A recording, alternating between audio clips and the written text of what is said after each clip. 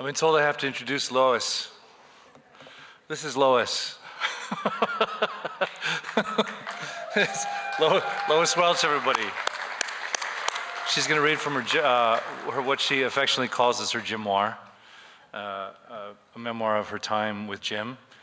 And I mean, I feel at this point everybody understands that Lois is an amazing woman and deserves to be on stage, and so I will turn it over to her.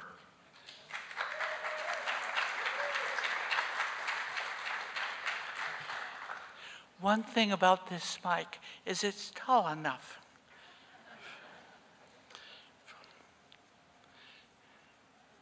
Just trying to see who's there. I'm awfully happy to see you here today and to share with you a bit of the Jimoir, as I've called it, though that won't be its final title. It's that when you tell people what you're writing, and you say, I'm writing a book about my life with my husband, a memoir about my life with my husband, Jim, you watch their eyes sort of drift away. So I thought the Jimoir tells you all about it.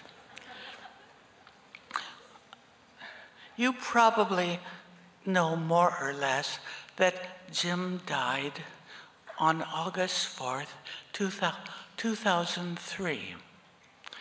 And a year later, almost a year later, I wrote in a notebook, I want to remember everything about him, and started writing just stuff in this notebook. And it was a consolation. It wasn't Joan Didion's A Year of Magical Thinking or anything like that, but it consoled me. And then in 2006, I was asked to write a piece for SAIL, which is Studies in American Indian Lit, which was doing a commemorative issue on Jim. And this friend, Kate Shanley, asked me to write about his legacy. And I thought, I don't know even what a legacy is, but I'll write about Jim. And so I wrote a piece about the Jim that was being commemorated in those days, that almost all the letters of condolence mentioned his smile. And so I thought, I started with the smile. And I liked writing that piece. And as it got better and more structured, I liked it even better. And I thought, I could write a memoir, couldn't I? And so that's how it started. And so in 2008, I started formally to write it. And you understand, I have lived with and know writers in Missoula all the 50-some years I've lived here. But nobody considers me a writer, a capital W writer. And consequently,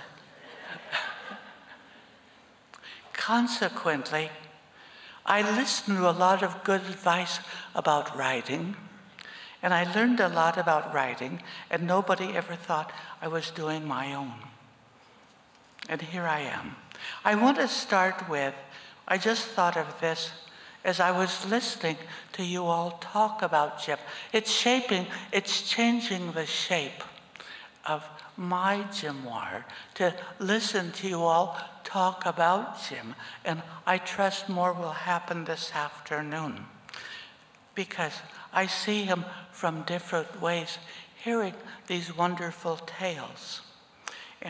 And I remembered his mother, who was not a writer and not a critic, but an important reviewer. And I wanted to start with that today. He was the quiet one, the one who listened. He was the one who understood how things used to be and never would be again. The phone rang in our little house at Roseacres Farm in the upper Rattlesnake, north of Missoula, one late afternoon in 1971. Jim was off on a reading tour, writing The Earth Boy 40. His first book of poems had just been published that winter.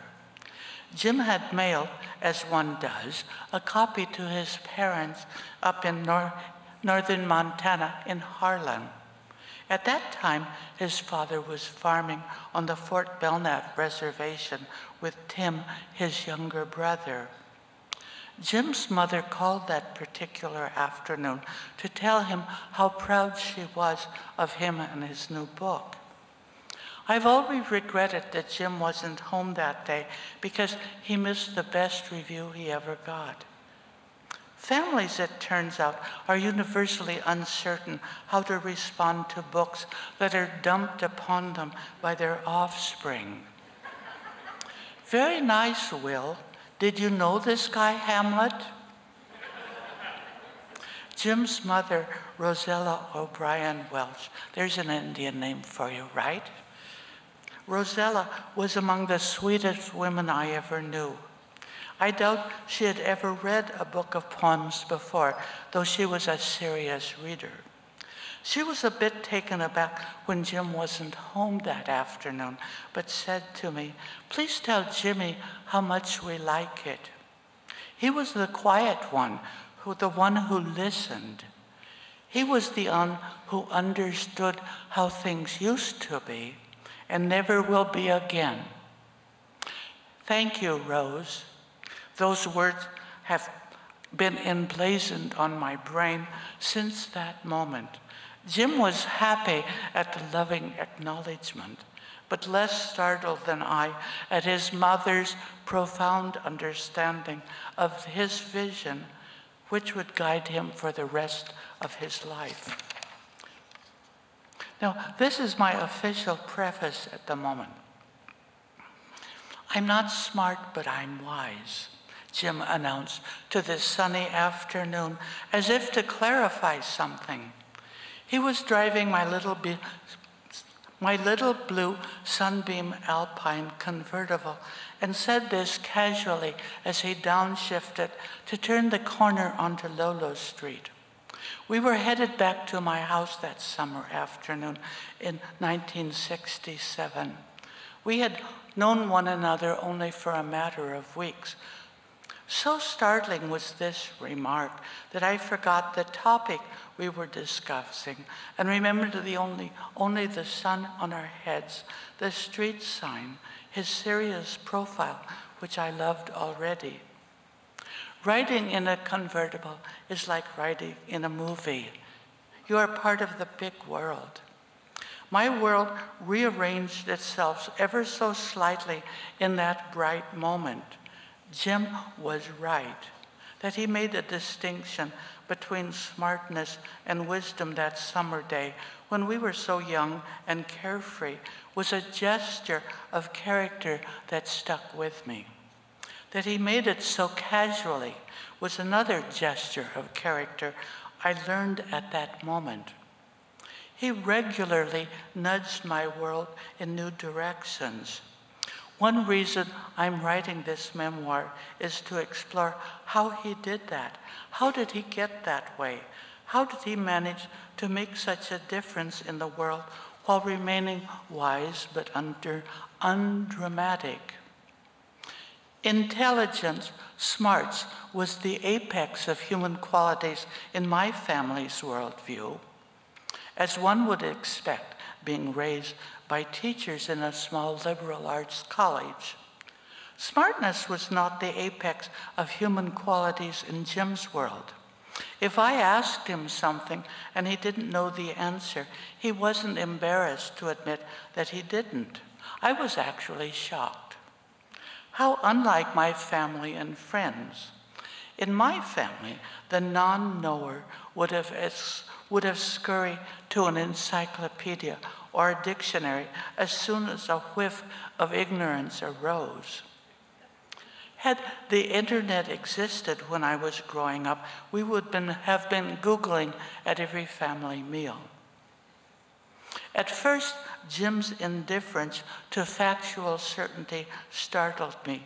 He clearly was smart. He was quick, observant, well-informed, and very funny. He just didn't seem to be impelled to know things he didn't know. Not that he wasn't curious, he just didn't feel required to know. To this point in my life, I had thought my family was normal.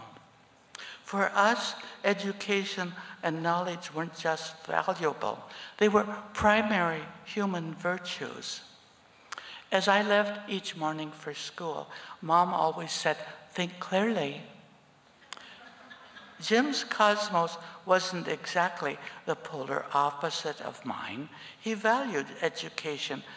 It just didn't eclipse the non-academic life. His family, his friendships, his whole history took place outside of schools. Not only had I not lived outside of academia at 30, I had 30 more academic years ahead of me. Clearly, we had some adjusting to do. As will become clear in the pages that follow, that magical afternoon when the two of us met, our cultural differences mattered hardly at all. I was a fresh PhD in comparative literature, finishing my first year of teaching at the University of Montana in Missoula.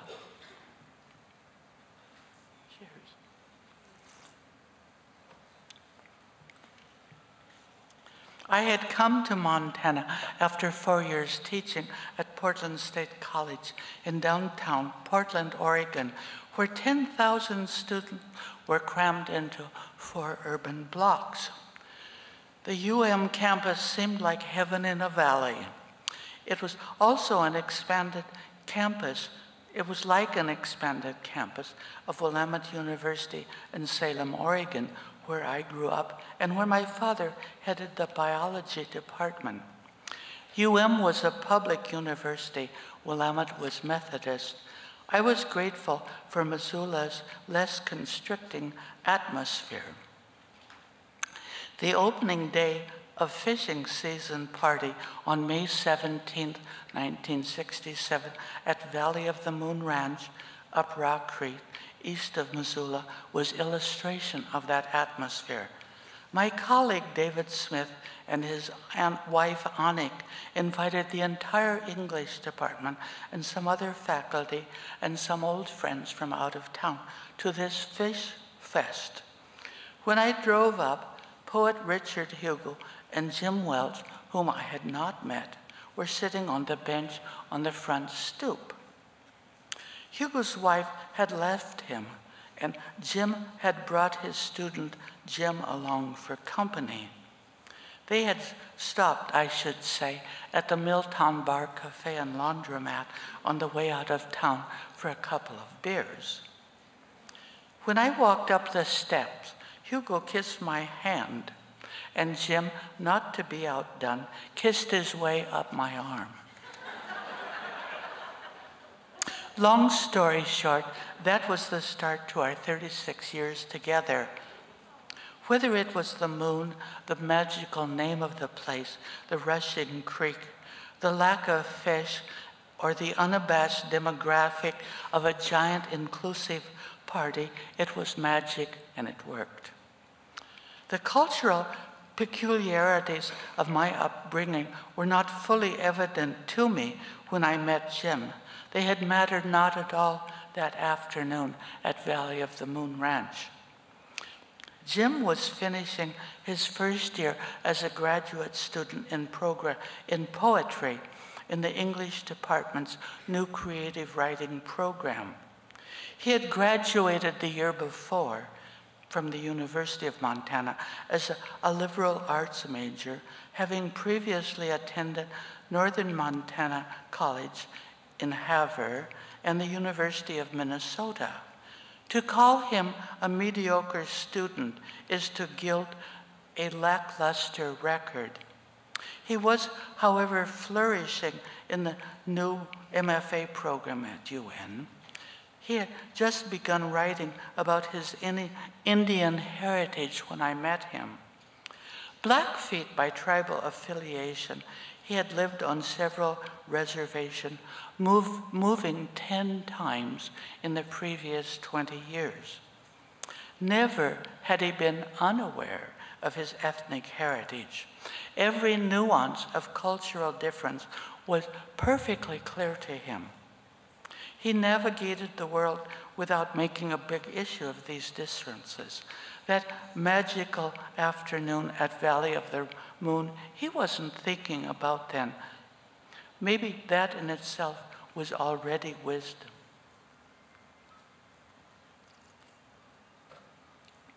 That early moment may have been a decisive intellectual moment.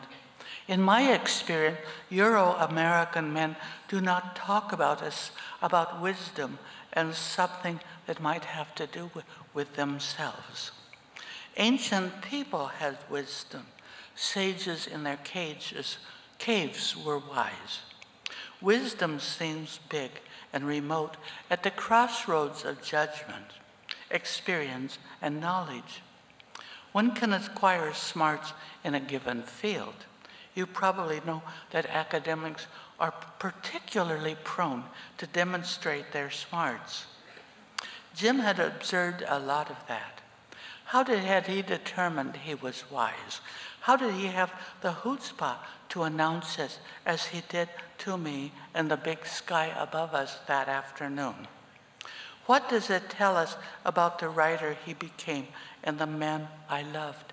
I am still exploring the implication of that comment so many years ago. And this last little section is called I'm Still Here. It was published in last fall's issue of Poetry Northwest. I listened to Jim speaking in the sun-filled room.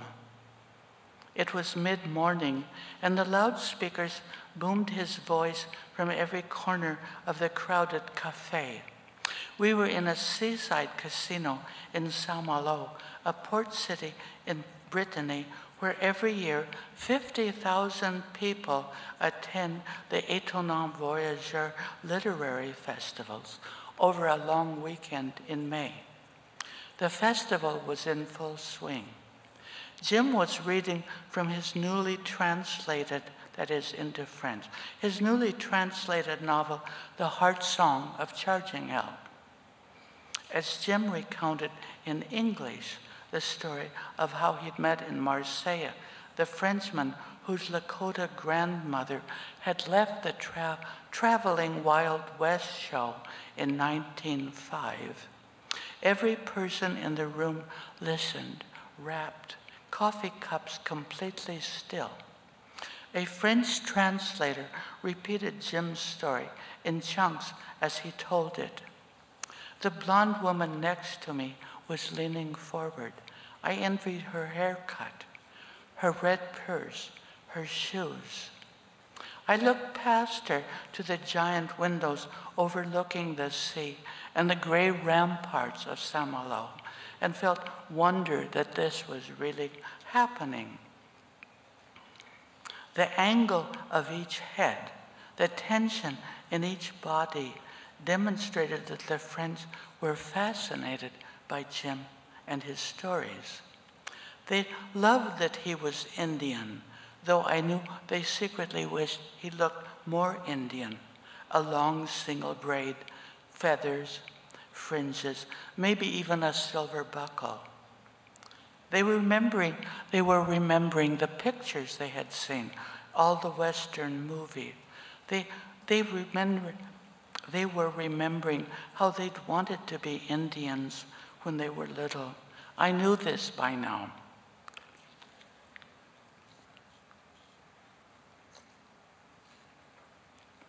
French people loved to tell Jim how angry they were that the American government had treated Indians so badly and that it continued to do so.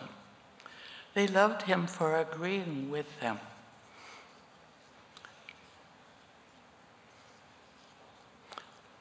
And then they were sometimes surprised when he suggested firmly but without rancor that their own government did not always treat North Africans as kindly as they might, and that they might have some problems themselves with dusky-skinned people. I'd witnessed these literary events many times before and in countless locations. Jim reading, then answering questions. I never tired of it. This time, the room happened to be French, long, tall, and wide, filled with little tables. The sea loomed behind the huge windows north. Jim stood at a lectern before a backdrop of an intricate sailing ship caught in Arctic ice under a festival banner, Étonnants voyageurs, amazing travelers. Jim wore his khakis sharply creased and a fresh blue shirt. Pepion got it right. A fresh blue shirt with the fold lines still crisp. Jim's story made palpable how strange France would have seemed in 1890 to a fellow fresh from the plains of America. He told it without dramatics, in a rather high, clear voice. It was compelling. The audience was right there with him. Follow him into a place unknown to them, but so clearly imagined they were able to see each new cobblestone in the singular strangeness, along with charging elk. Jim didn't try to fill them with fear or loathing. This was just how it was, he suggested. Of course, it was literally exotic, entirely outside their experience, outside even their imagination. An Indian in France, he was good. I resist stories of woe and bravado. I resist experts lecturing me about the plight of Indians or of any other people made grand by collective pity. I dislike feeling manipulated by cherry-picked, emotion-laden anecdotes. I cry at stories about dogs finding home again after being lost for weeks in Kansas.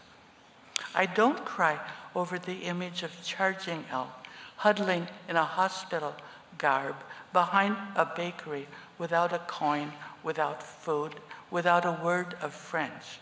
But I'm gripped by his predicament every time I hear it. And I know it's completely invented. I remember the afternoon Jim first met Pierre Falaise, the husband of Jim's local translator, in a cafe outside the bookstore. It was then that Jim first heard about Pierre's grandmother, a Lakota woman who left the Wild West show to marry Pierre's grandfather, a handsome Frenchman. Jim's French editor dismissed this story as wishful genealogical thinking.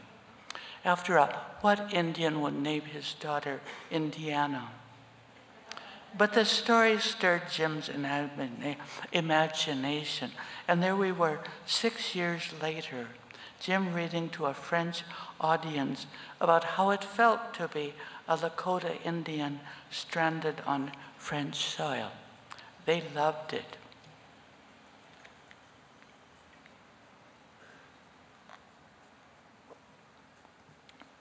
Jim told me once that he had no imagination, meaning he wasn't Jim Harrison or Tom McGuane or Tolstoy or Mark Twain, for that matter. But I never believed it for a second.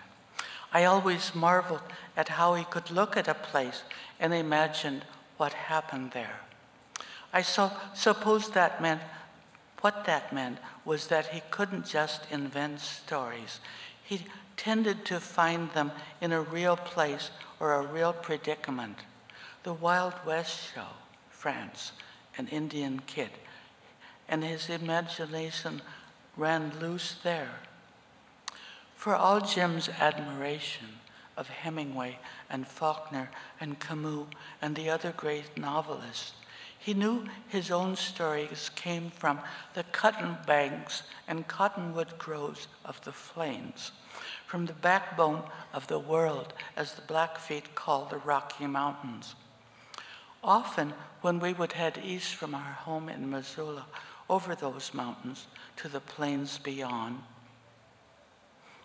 as we descended from Rogers Pass towards Augusta on a summer day, what I saw was scenery. What Jim saw as an expanse was an expanse where his Blackfeet forebears had lived and traveled for thousands, yet thousands of years.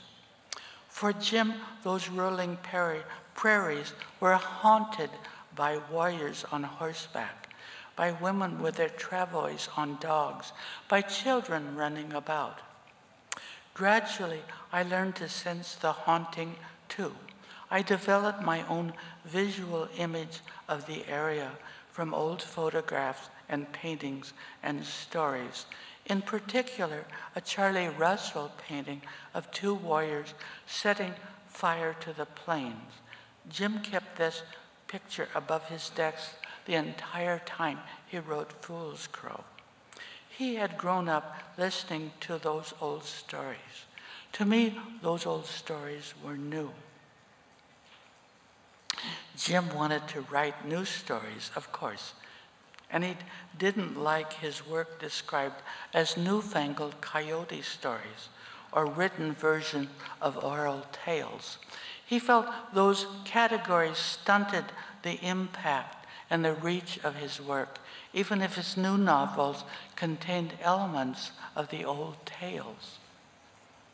I'm reminded of those Japanese flowers that come in clamshells.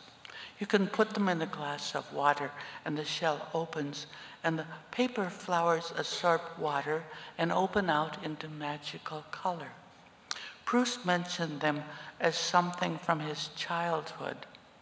I have one in a drawer. Jim knew there were stories ready to blossom at every corner of this seemingly empty country. He also knew that at best they were stories that were considered officially unimportant. When he started writing seriously, he didn't believe people would be interested in stories or poems about Indians. When Richard Hugo encouraged him to try, and he did, his career began. It took off, which brings us to where we were that long May weekend in 2001. Northwest France, wandering the ramparts, climbing the cobbled streets of Saint-Malo. One would never have guessed that the Allies had bombed it to rubble in World War II. The citizens had reassembled it stone by stone. Well, actually, one could guess, since the stones were in such good repair, unlike a 12th century ruin, say. A French professor friend who'd grown up in Saint-Malo told me about that post-war reassembly process, numbered stone after numbered stone. I think about how Jim's novels are excavations and restorations in their own way, even Indian Lawyer, which is contemporary. My scholar friend, Andrea Opitz, who's sitting right down there, calls them counter-narratives, and they are, in the sense that Jim's told stories that didn't come out of or fit into this usual mode of stories about Indians. We've all seen the Westerns. We know that Indians were put on reservations, and so in order that the brave pioneers could settle the empty plains from sea to shining sea. American culture doesn't tout manifest destiny anymore, because by now that destiny has made itself entirely, devastatingly manifest. The railroad went all the way, and the Indians all went away. Only as we know, they didn't. Jim loved my story of a colleague's father, very old, very tiny and frail, in the hospital. During some procedure, quite unexpectedly, the old man's hospital bed folded in half, and he was suddenly sandwiched, a tangle of tubes and pillows. As the nurses frantically tried to disentangle him, the old man was heard shouting in a tiny muffled voice, "I'm still here." Jim loved it. "I'm still here," the simplest, most eloquent rallying cry for all the marginalized people of the world. Of course, Jim never said that. He never used the term marginalized, though he was adept at spotting marginalizers the way he was good at spotting narcissists and racists. The way he could catch trout when nobody else could. He had a well-tuned shit detector along with a deft touch with the dry fly. Jim knew Indians were expected to fail. It's long been the national myth. Indians weren't considered by white people to have the capacity for so-called civilized success. They were not supposed to have incurred permanent damage from the massacres, starvation, boarding school, and other degradations during the meeting and being between the meeting and being reservation by the white man. Instead, they were supposed to assimilate, disappear, stop being a problem. Jim was himself a living exemplar of a counter-narrative to the expectation set by that story. He lived a life that could be considered successful by any standard, but that success wasn't in spite of his Blackfeet heritage, it was because of it. He was a successful Indian writer, but he wasn't assimilated into anonymity. Back in San Malo, I sat listening to my husband read to a giant room of friendly French people entranced by Jim's tale of full-blooded Lakota Indian gradually choosing to become French, a story of love, sorrow, and cultural nuance. In those days, Jim and I often talked of retiring to France or buying a place to live in France for months at a time. Jim loved many things about France, but he liked best that they never thought him uncivilized. On that sunny French morning, Jim's story probed deeply the question of what it means to be Indian, as he stood there, Indian himself, far, far from home. Thank you.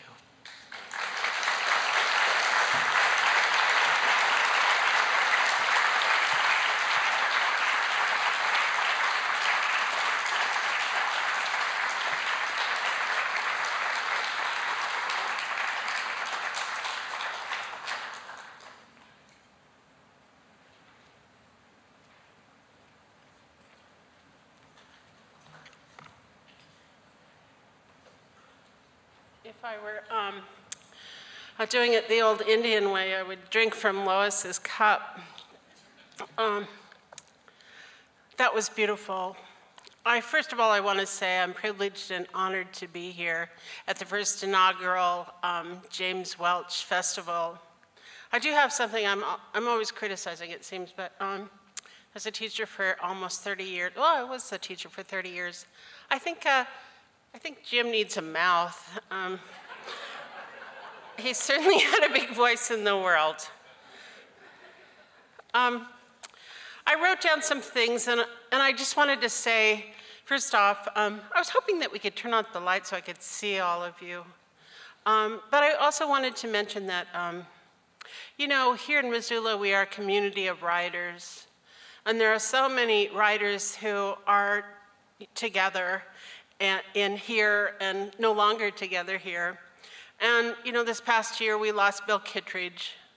And so Bill and Jim were such good friends. And it was always such a wonderful evening to spend with Bill and hear old stories about Jim. Onyx Smith, Jim Crumley, Jim Harrison, all the writers across Montana, Dee McNamer, Brian DeSalvatore, Kevin Canty. Missoula is, as they used to say, the Paris of the West. So I'd like to also honor all of the writers in this community that make it possible for all of us to celebrate writing. I have 15 minutes to talk, and I've already used up a lot of that. But to talk about James Welch, whom I knew as a teacher for 20 years. James Welch was my teacher, and he was my first creative writing teacher at the University of Washington as an undergraduate, and then as a graduate student in the MFA PhD program at Cornell University.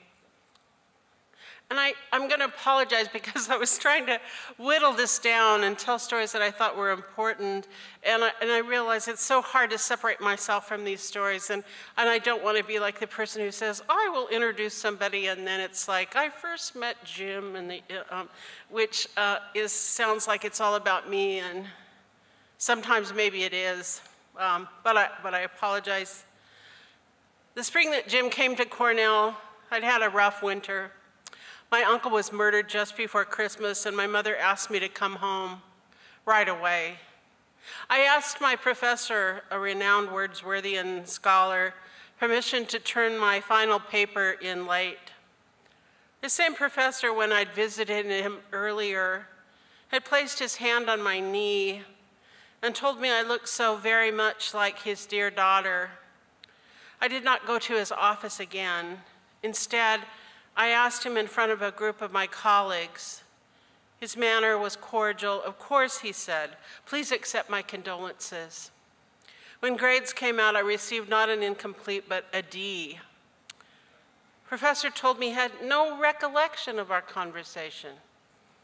And wasn't it something, he said, that I had the distinction of being the first graduate student to receive a D at Cornell? A pity, he said. That same winter, I was in a class, taking a class from the esteemed and renowned scholar Henry Louis Gates Jr., Skip Gates. And I disagreed with something that he was saying in class, and it was a very small class. There was 9 students in the class around a small table. And he came around with his cane. And I'll never forget it, I was sitting next to a man who was very physically identifiably Indian, a good friend of mine, but he'd been adopted out of his tribe and didn't know any of the tribal customs or its culture. Mike Wilson.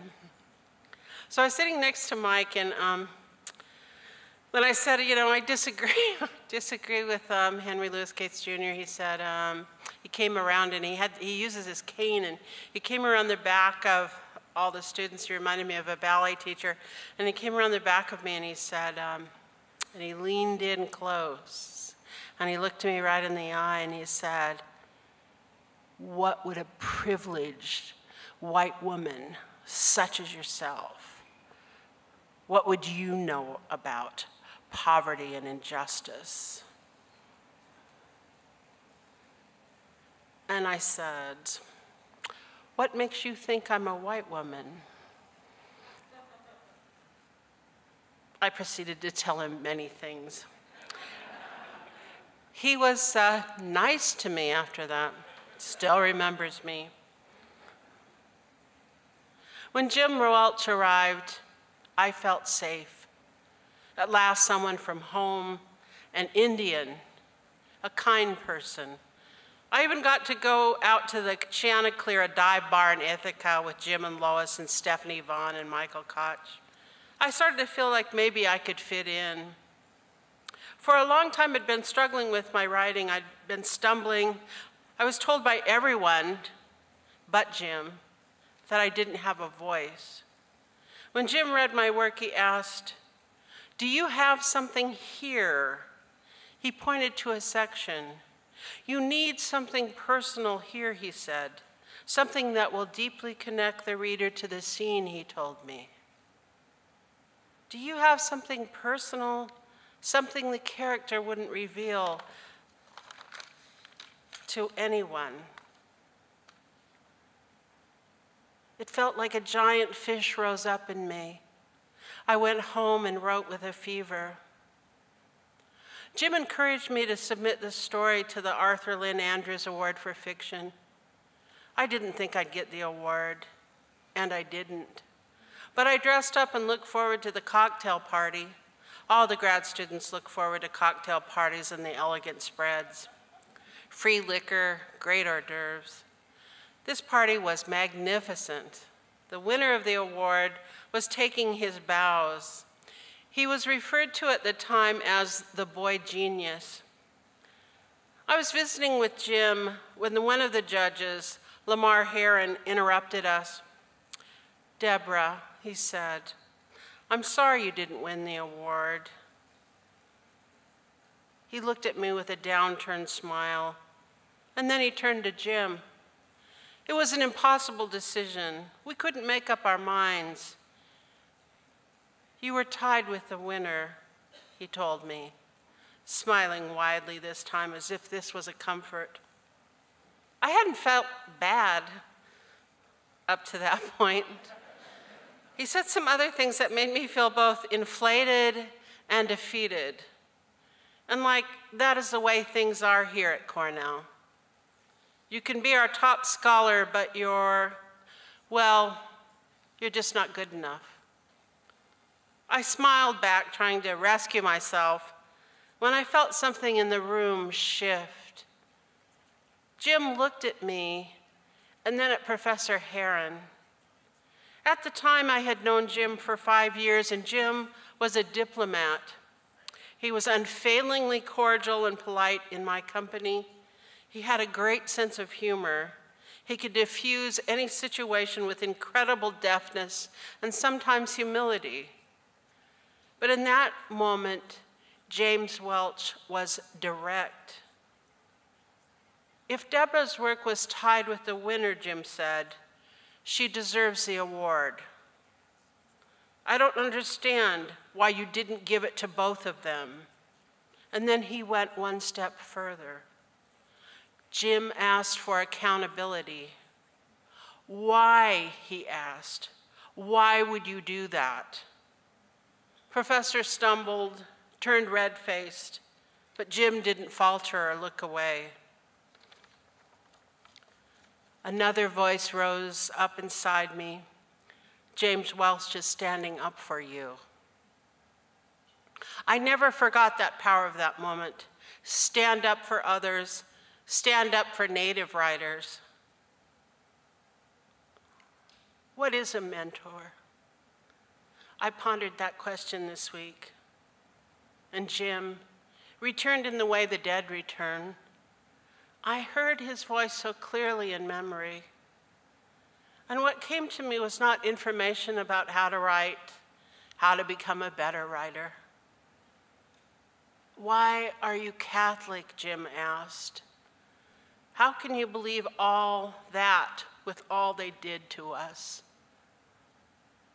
With all they took from us?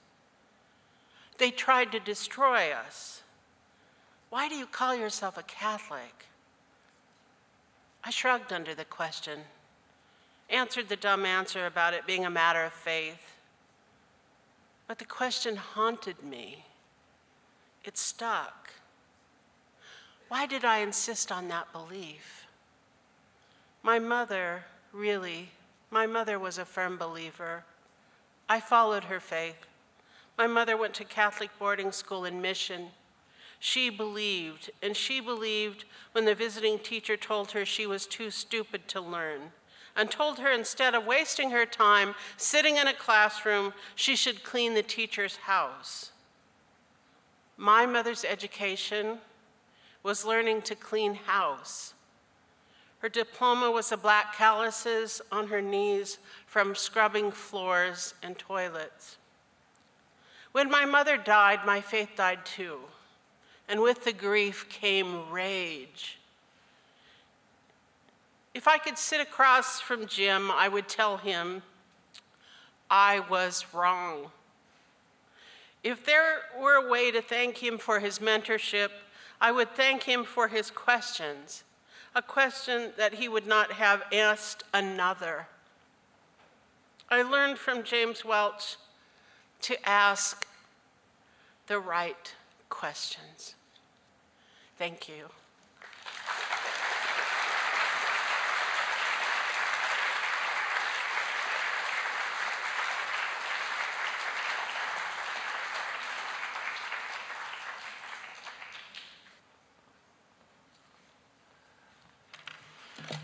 We're going to do open mic now. Thank you so much, Debra. That was powerful. That was better than I thought it would be. I knew it would be good. I didn't think it'd be bad. I promise.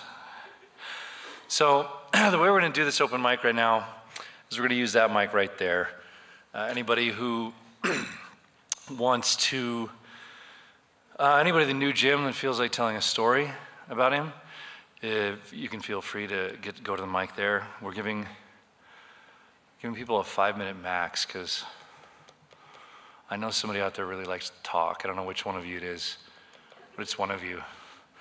And also any of the writers in the audience, whether you're part of the festival or not, if you feel like talking about what Jim's work has meant to you or the ways it has influenced you, then you're also welcome to the mic. We have an hour and 15 minutes. Chris Latrey, who I've teased a lot. I'm really sorry, Chris. I'm so, I can't stop myself. Is gonna run the mic over here. He's gonna be timing you like an old Catholic nun. All right, let's start.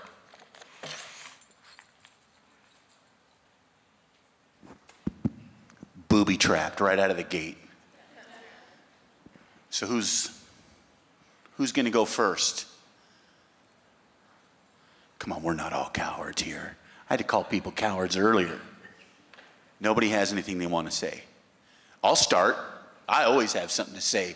In fact, I think Sterling was calling me out when he said, I know there's one of you in here who wants to talk too much.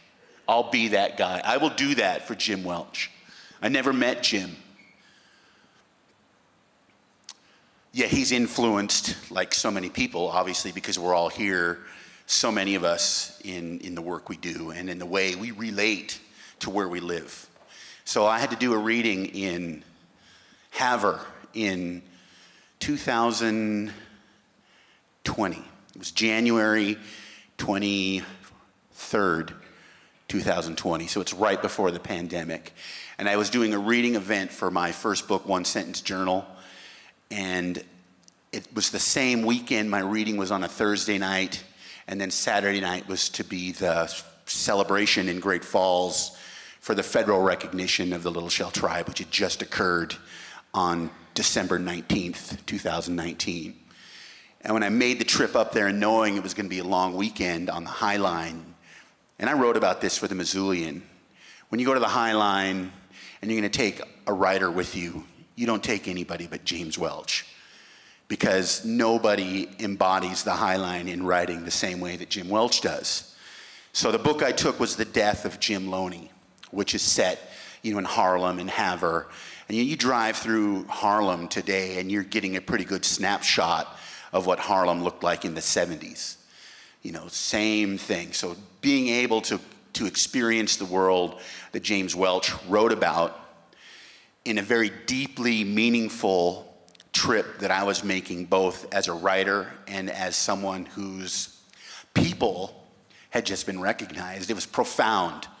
And I was able to do the reading in have her, and amazingly, you expect the High Line in January to be howling winds, and you open the door and all this snow and ice comes blowing into the library, and it was like 45, 50 degrees out and sunny. It was gorgeous, but every story I've told about that event, the winds have been howling, because truth and story sometimes butt heads a little bit, and a good story is always better than truth as far as I'm concerned.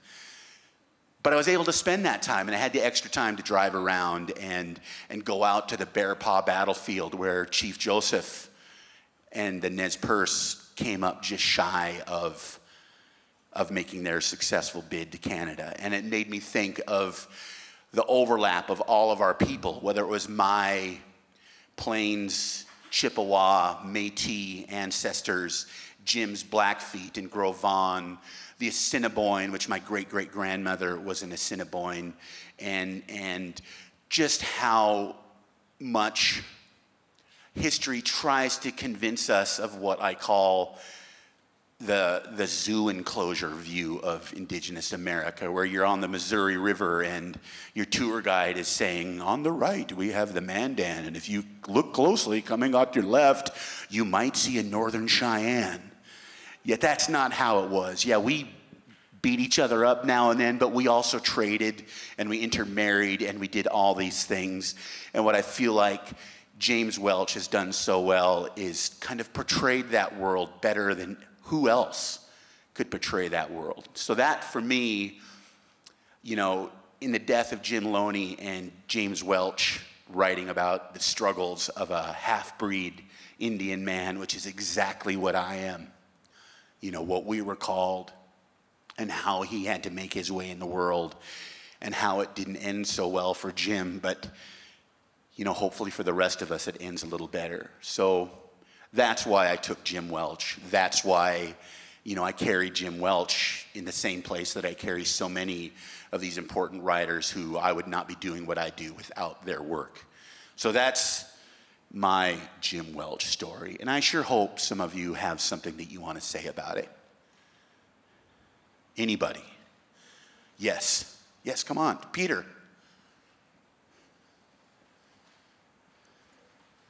Peter Stark, ladies and gentlemen. Well, thank you, Chris. You helped me go forward, and give me a halfway mark. I mean, like half an hour. Now, my name's Peter Stark. A lot of you know me, but not everyone. And I'm one of these local Missoula writers who infest this town, many of us, and I'm proud to be part of that. And when I was thinking about what I might say, I've many things I'd love to say, but I have a couple I want to say. I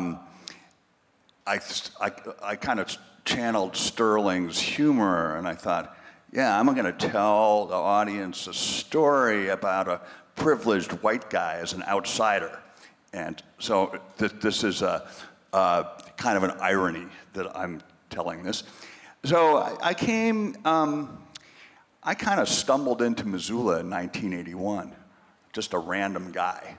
I mean, I was a random guy with I had a BA from an Ivy League school and I had a master's in journalism, but I had no credentials other than I had a passion for the outdoors and I had a passion for remote places. And by strange circumstances and kind of the draw of Missoula, I knew nothing about a writing community being here, but I ended up writing feature articles for the local paper, the Missoulian. And that was 1981. I got here the day that Reagan was inaugurated. And I just quickly discovered there was this big community of writers here in Missoula. And yet I always, at least for quite a long time, I felt I was an outsider. I had no association with the creative writing program or with the university, and I was just kind of a random reporter. And yet, over a couple of years, first, I heard about the writers and I heard their names and I read Winter in the Blood, and that immediately made an impact on me. I'd been trying to read, modern fiction, but as Someone was saying yesterday it was kind of this wordplay and extreme irony, but that book really hit me.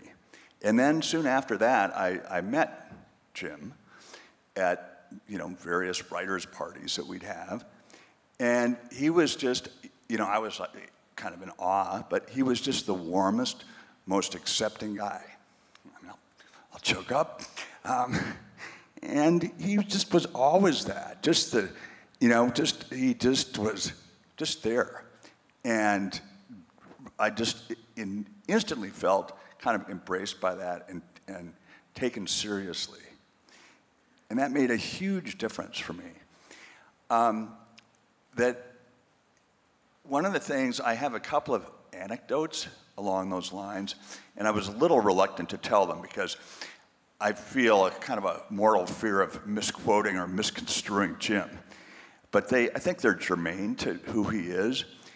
And so one was, fairly early when I knew him. It was one of those big, crazy, raucous writers' parties. I think it was at Brian and Dee's kitchen, and having a long talk with Jim.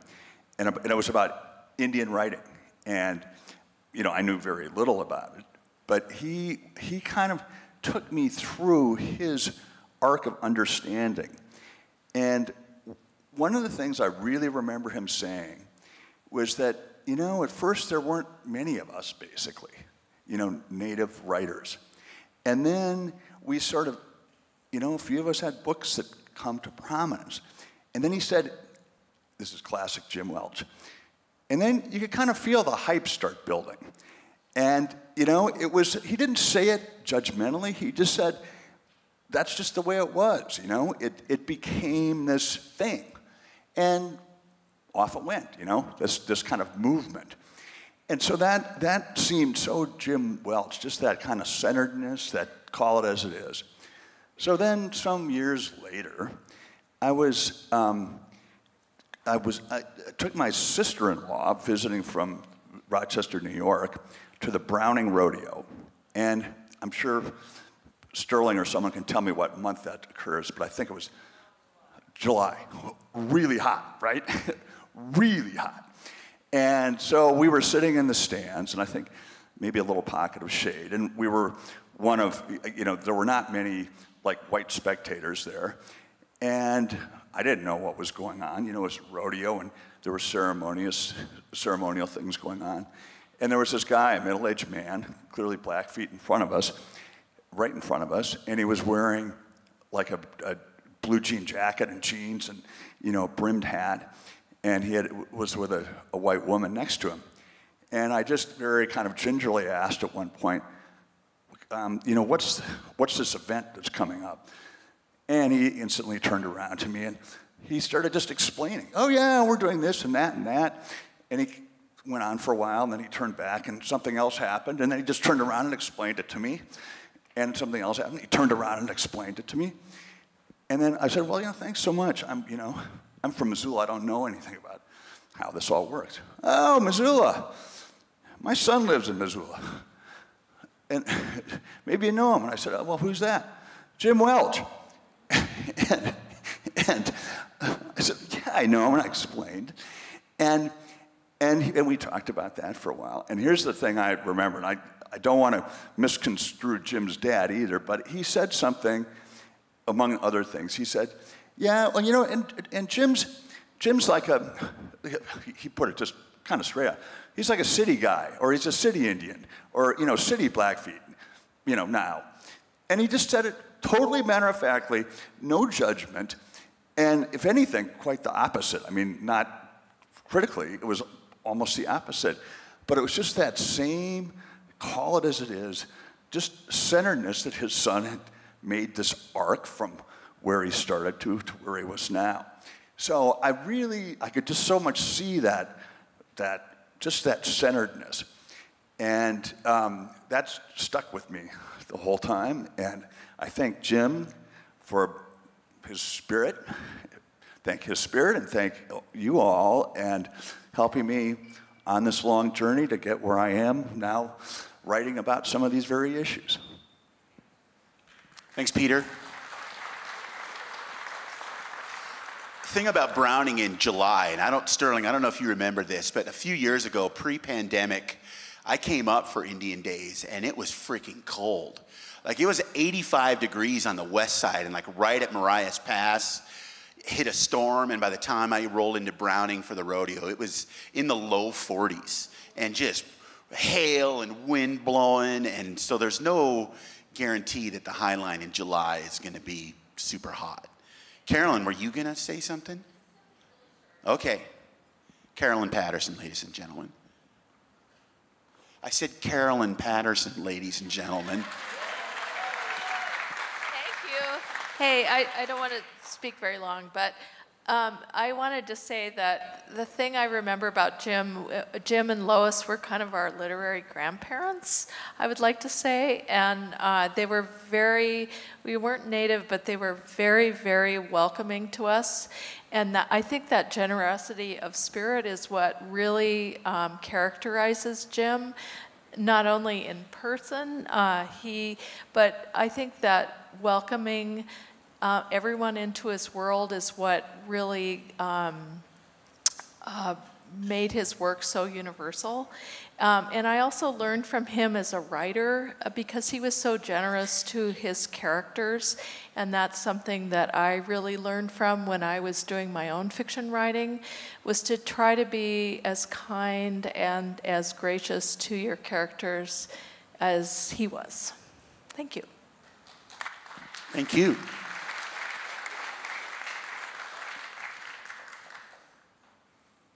Debra set the bar, and now she's going to beat us with it. I'm sorry, I had a big failure, and one of the things that I wanted to say was, without you, Lois, there wouldn't have been a James Welch, because you were his true north, his partner in life, and you made it. I remember sitting at the depot with you and Judy Blunt and having just starting to have dinner, and Lois would say, sorry, I've got to go home, I've got to make dinner for Jim. And she did this many times, and she was ferocious in protecting Jim's time so that he could write. I mean, she was a sentinel at the door. She was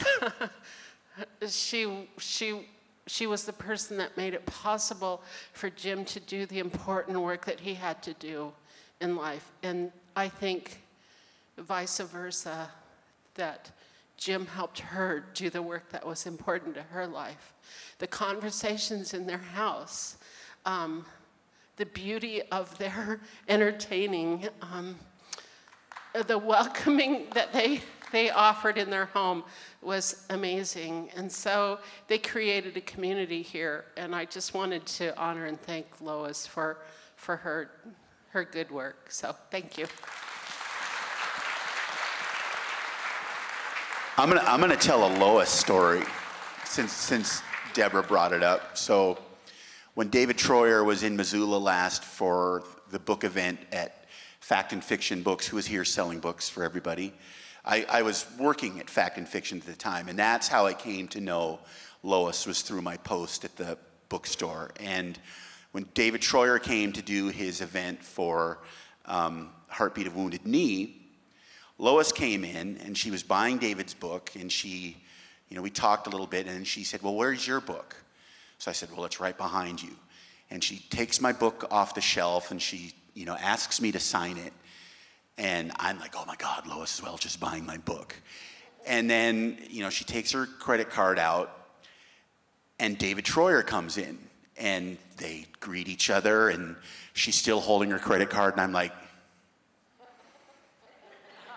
and then they get distracted, and she just takes her credit card and puts it back in her bag and walks to the front of the store with David Troyer, and I'm thinking, I am not gonna tackle Lois Welch in the middle of the bookstore just for $15. So Lois, I'm happy to let you know that I know you stole my book.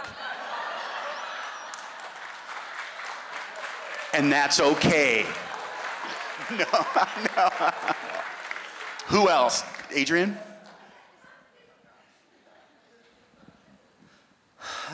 This is like the most I've ever spoken the last 3 days. I'm like a writer introvert, and I'm like constantly holding a mic this last 3 days. So, yeah, I was telling this one story yesterday, and someone said, I'd like to hear the rest of that story about kind of how when I came upon Winter in the Blood. So it started off like many good things. I went up to Fort Belknap, and some gal snagged me. But a couple years later, though, we were like on and off together.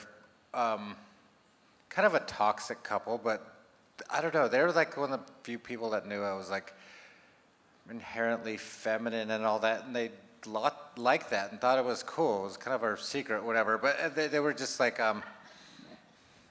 yeah. Anyways, so a couple years later, I had all this artwork. I was like a visual artist and painting, and I had done journalism high school and wrote and everything, but it was mostly getting into painting and drawing. And I had this portfolio of like thousands and thousands of hours of work, going to college and everything for it. And I left it at my parents' house, evangelical Christians, for the weekend. And then, you know, I knew they didn't like my stuff. I mean, they kicked me out at 17. You know, he said my artwork was demonic and stuff like that. I just left it there, didn't think they'd find it. And then I came back, and it was like gone. And they said they burned it and threw it away. And I was just like devastated. And I never talked to him again after 8 months. Like after that, it was like my baby was gone. But what I did was just like immediately called my ex and said, hey, can you come get me? And I went and stayed in Fort Belknap for like that whole time. So and then I was just up there. Like I was like aimless, drifting, wandering, and just like, you know, trying to find odd jobs to keep my drinking habit going and stuff. And every time I tried drawing again, I couldn't do it. And then someone noticed I read all the time, and they handed me, it's like, hey, there's books about from around here. I was like, do you know this? And I was like, James Welch, yeah, I heard of him. Montana author. I was like, yeah, it's about around here. And I opened it, and it was just like written at such a high, intense literary level of just like this aimless life I was living. And I was like, I didn't know you could do that. It was like literally my life of drinking, watching people fight, fucking, and sorry, just like, yeah. And that was like my life, what it had become. But it was just like, it was like, I guess the word was like, felt very listless, and like, and that just opened up the world. And I just wanted to, seriously, they had a word processor or something, and I just started writing like every day after that, because I just wanted to recreate this world, not exactly of the Highline or anything, but just the worlds I knew, and Billings, or my own resin stuff. So yeah, and I got one of my first published short stories was like immediately after that. It was like published in the Tribal College Journal or something, but it was like the next year or so. So yeah, he literally like slit the whatever, what do you call it? The match that lit the torch, and then I handed it to Chris. So. Thank you, Adrian. Anna. Yes. I'll follow as soon as Anna's done. Dr. Anna East, ladies and gentlemen. So I had to make some notes first, but I wanted to talk a little bit about what happened when I was in the classroom. So after I went to teacher school in Missoula, I actually had classes from Debra and from Lois. I got my first English teaching job, and that was at Two Eagle River School, which is the tribal alternative school up in Pablo. And I was a new teacher, white girl, about 25, and I had a lot to learn. I had a lot to learn about culture, about teaching, about everything. And I didn't know much, but I knew enough to call on Native authors and local authors to come and talk to my students. So I must have called their house. I'm not sure. I don't think we had email then. But I remember that he said he couldn't come until I think it was afternoon because he reserved mornings for working. Or maybe it was Lois that told me that, I don't know. So we picked a date, and he came on up. And he talked to my students about the writing life. You know, I had tried to sort of get them to read some of his work, but I think more importantly, it was just his ability to talk about what it was like to be a Native writer and how he could, you know, bring his own experiences to the page and share them with others.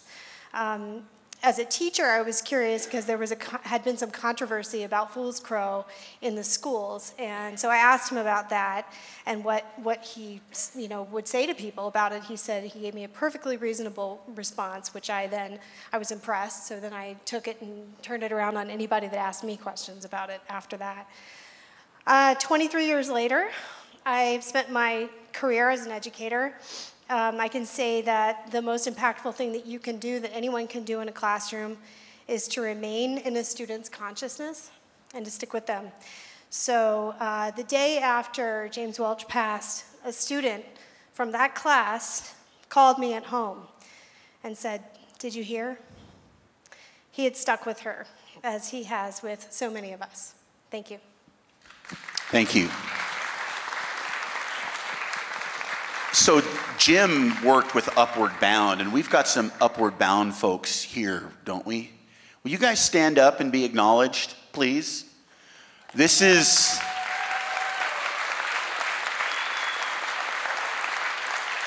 are among those next generations that we always talk about. So thank you guys.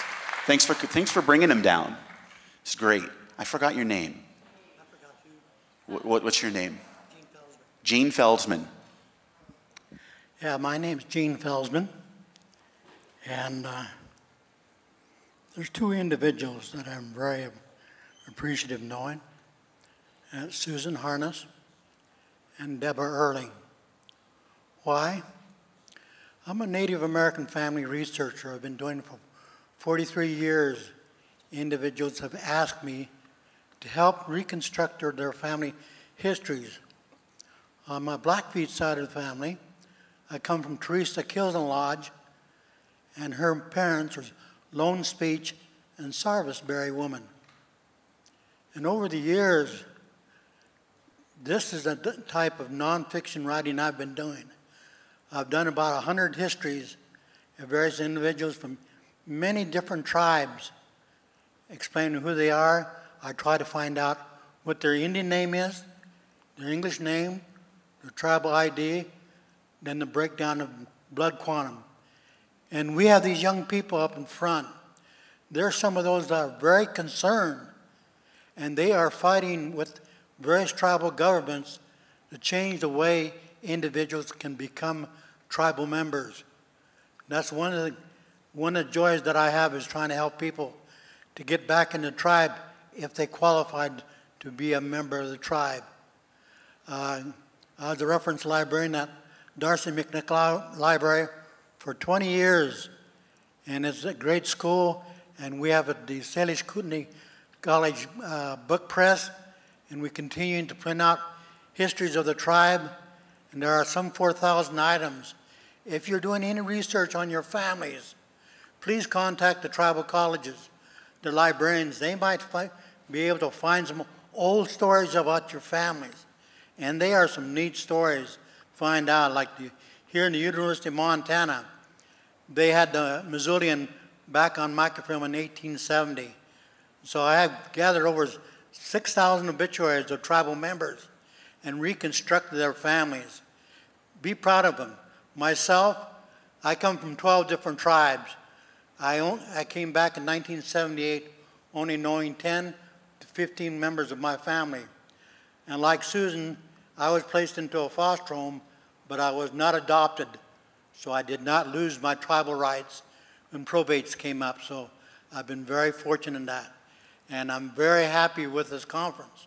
It's a real neat thing to be able to get perspective of our lives through the Native eyes and ears and minds. Thank you. Thank you.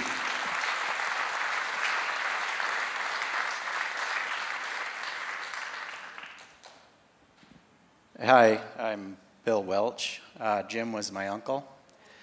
And I'd just like to say over the years, I grew up on the High Line. I live in Helena now for the past year with my beautiful wife, Michelle. But I spent 50 years on the High Line, and when you live up there, it's so far remote everywhere you go. If you decide you're going to come down to something like this, you know, you're 4 hours away, you're 4.5 hours away, it's a 5-hour drive, you know, everywhere you go, and you start to feel isolated. And eventually, as you get older, you realize that you just kind of quit doing stuff, and you're just kind of up there on the High Line. And I know one thing that's always stuck with me over the years, as I talk to my coworkers and friends up there, and they find out about my uncle, and they'd read one of his books, they'd always come back to me about a week later, and they'd be like, he's writing about us. And that doesn't matter if they were native or they were white, they'd be like, he's writing about us. And it was such a powerful thing. And so I'd like to say to all the, you know, young writers out there, you know, when you talk about a group of people that maybe are a little isolated, it goes a long way. It feels good to be recognized. And that's what my uncle did. So, thank you.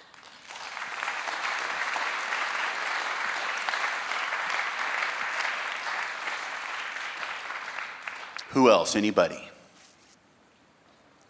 I see a point, but right there. Behind me? Oh, okay. Russell.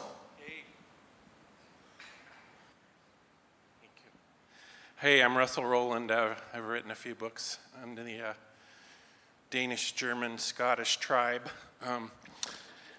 So this is a little bit about Jim Welch and a little bit about Debra Magpie Earling and a little bit about Chris Latrey and a little bit about all the other amazing Native writers that are here this weekend. I was really struck by what Sterling and David Troyer were talking about last night about that you rarely hear other writers cite Native writers as being an influence on them. You hear the other way around a lot. And, you know, I just have to say, and I've been saying this for years, I think Louise Erdrich is the best writer we have living in America today.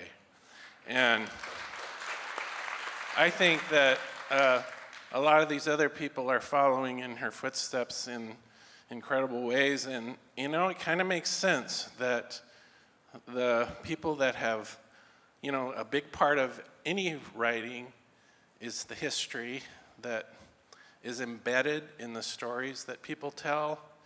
And it kind of makes sense that the people that have the longest history here would have the most to say and the most powerful things to say. So I love the fact that, you know, with Joy Harjo being the most recent poet laureate and Louise winning the Pulitzer, that it seems to be shifting more toward looking at Native American writers as huge influences on our culture. And I want to congratulate my friend Sterling for doing this incredible festival, which I think is one more sign of how we're moving in that direction. So, fine job, sir. Thank you, Russell. Was it you who wanted to speak, or were you gesturing to someone else? Okay. Yes.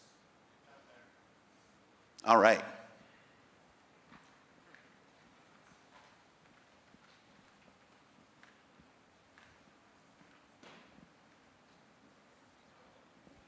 Thank you. Hello, my name is Darla Matt Brovold, and I came from Superior, and this is my cousin Deb here. I grew up in a foster home, so she's actually my foster cousin, but we still love each other. I just want to say I feel a little bit out of place. I didn't know Jim Welch, but I sure do appreciate this thing that's going on here. I'm not a professional writer. I never went to college. Let's just say I did a lot of living. So I like to write short stories, and someday I'd like to be able to get a book published. But even more than that is I'm a singer, and I like to write songs. And could I just show just a verse? Okay, all right, yeah. Okay. Well, this is one I wrote, but first I got to say something about James Welch first too.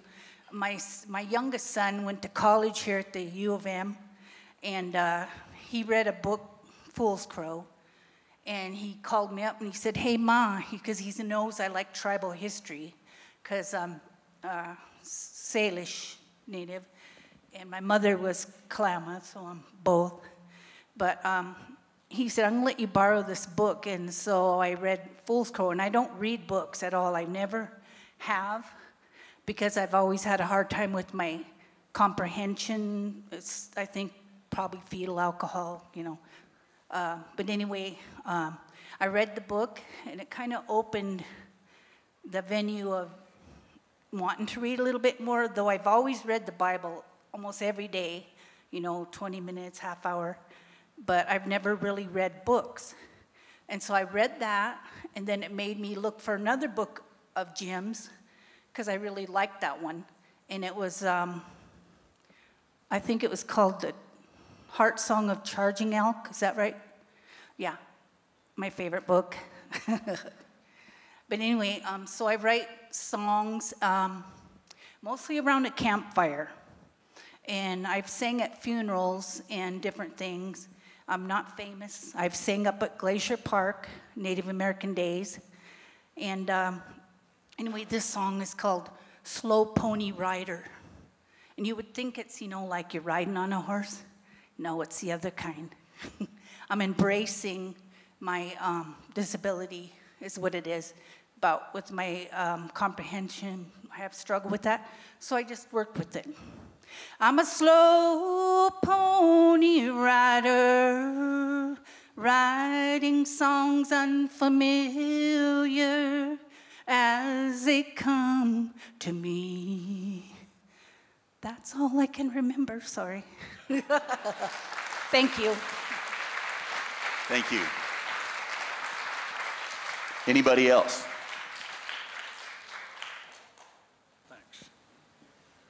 Hi, I'm Bill Beavis, and I had the honor of, thank you.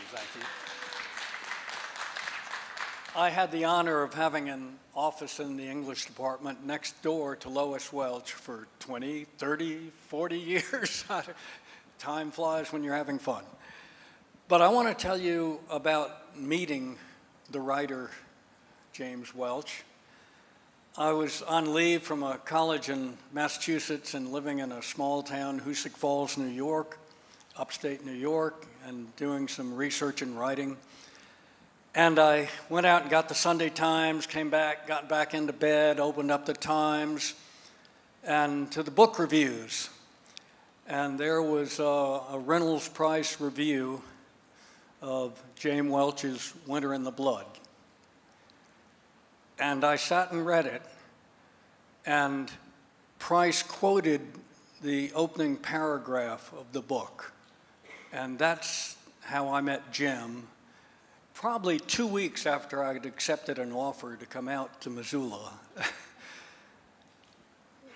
In the tall weeds beside the borrow pit, I stopped and took a leak and watched the sorrel mare, her colt beside her, walk through burnt grass to the shady side of the log and mud cabin. It was called the Earth Boy place, although no one by that name or any other had lived in it for 20 years.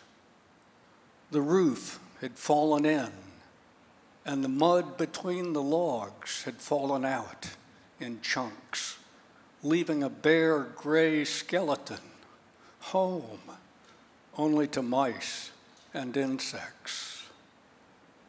A rectangle of barbed wire behind the cabin held the graves of all the Earth Boys, except for a daughter who had married a man from Lodgepole. She could be anywhere, but the Earth Boys were gone.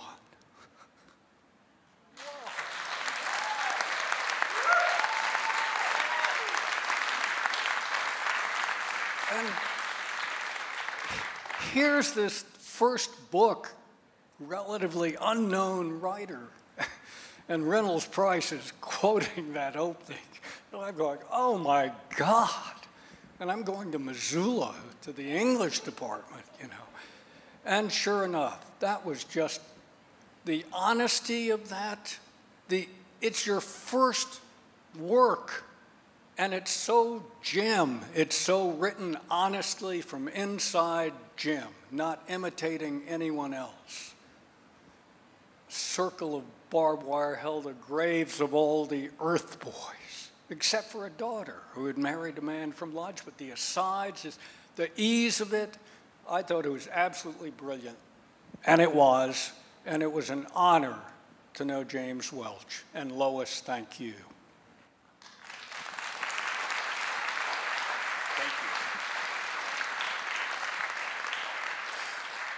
I mean, Winter in the Blood has to be one of the greatest titles of a novel ever anyway, right? Winter in the Blood.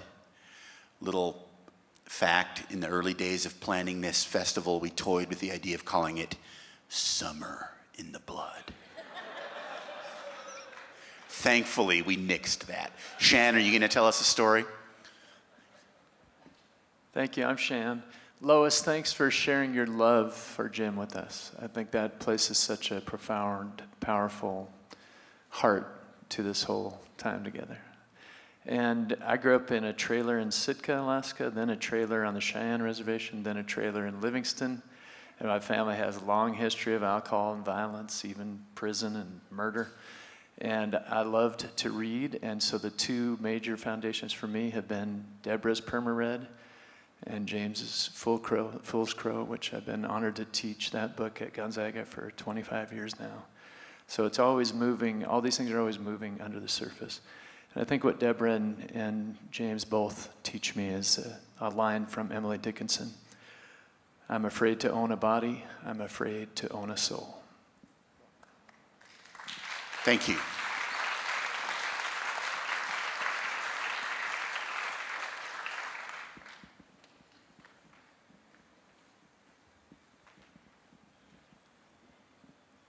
Hello, everyone. I'm Katie. I'm the Upward Bound instructor for these guys, and also like a self-declared wannabe poet, I guess. I haven't read James Welch, but I'm going to definitely after this and teach it in the future too.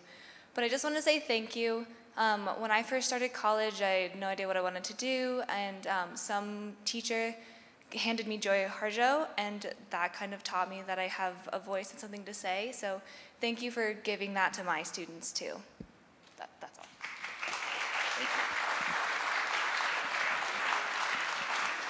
Thank you. Who's next? Anybody? There was a student in 4th grade. It was either St. Ignatius or Ronan earlier this year when I was teaching for the Missoula Writing Collaborative. And at the end of class, she handed me this page from her notebook that I assumed was her work, but it was actually copied from Joy Harjo.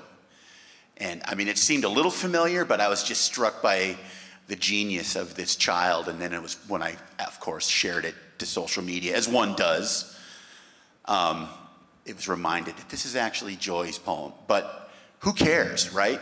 Who cares that this girl hadn't written it herself, but just the fact that she recognized the brilliance of this work and wanted to first write it down for herself and then pass it as a gift to somebody else. You know, that's kind of, isn't that what we're talking about here, is how Jim's work has been gifted from one to the other, generation to generation, up generations, down generations, lobbed over 3 to the next one, all of that stuff. And that, you know, you're a perfect example of that. You know, you didn't know any of this stuff until now. You're like fired up to read everything he ever wrote, right? Yeah. I don't mean to put words in your mouth, but I kind of am. Yeah. Who's got a story? Yes.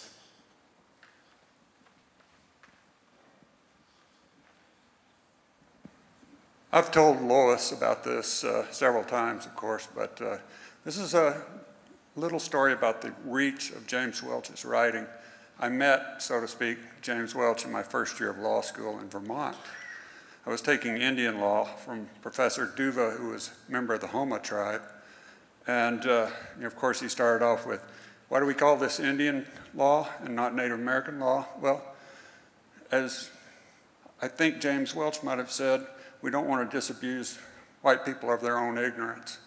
And so one of the early assignments, well, the earliest assignment was read Fool's Crow by James Welch. And before we went into the 5 areas of constitutional law as it relates to Native Americans, we began reading Fool's Crow, but we didn't talk about it. And we got near the end of the course, and Professor Duva said, have you read Fool's Crow? And then he didn't say a word, but people started speaking, and everybody was speaking at the same time.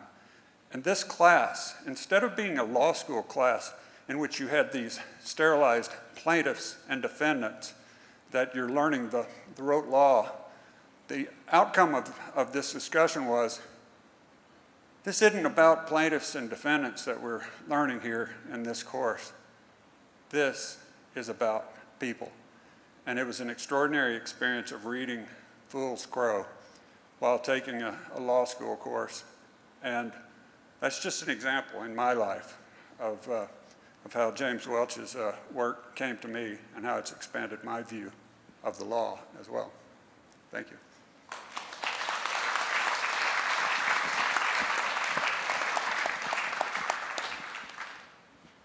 Anybody else? I think that's a great point when we talk about Indian law. And I was moderating the poetry panel earlier today, and I was going to tell a story, and then I forgot. But you've just reminded me, so this is like a bonus story that you guys didn't expect you were going to get related to this stuff. Because Lois was telling me when I was speaking with her for an interview here a week or 2 ago about how it was his grandmother or his great-grandmother, I forget, was one of the survivors of the Baker Massacre, which was brought up in the poetry through, the names of the people that were involved on the Blackfeet band who were killed during the Baker Massacre. And like when we talk about this Indian law, and we talk about these events, like what Jim portrayed so in Fool's Crow with such genius without showing us the specifics of what happened. We know what happened in that massacre. And the point I'm making is that this is not ancient history.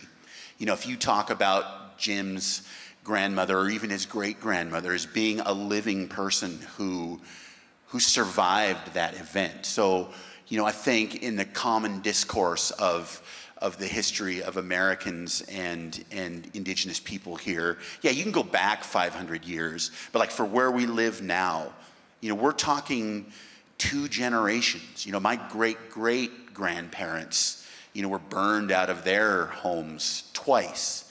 And depending on where I fell in the chain of children being born, it's not unreasonable to think I could have known my great-great-grandfather who was forced away. So, the point you make about the Indian law and the way these stories that are told still resonate in families alive today that experience these events. I don't think we stress enough what that means, how close it still is for so many of us. So thank you for that story. I appreciate that. If only for triggering that story that I could tell, yeah, because nobody else seems to really want to tell a story right now. Yes, way up there.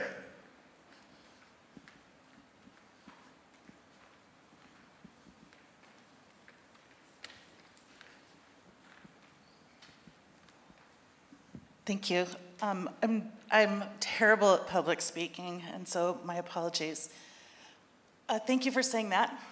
I am a descendant of long-hairing woman and Jim's cousin, and Lois.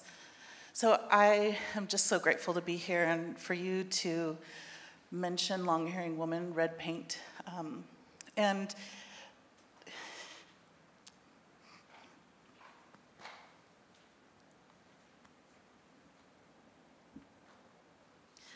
Jim Welch means so much to me as a Blackfeet woman, I'm looking back at my beautiful family. I was a rough kid. I know you can't imagine that. But my family, I grew up all over the place, but my mom, Sandra Welch, was born and raised on the Blackfeet Reservation, and we moved around. I was 17 years old, and my family went to Browning for a lodge ceremony, and I stayed home in Steilacoom, Washington, to be a rough teenager. And instead, when they all left, I saw Fool's Crow sitting on the table. And instead of partying like I had planned in the apartment all by myself, I started reading Fool's Crow.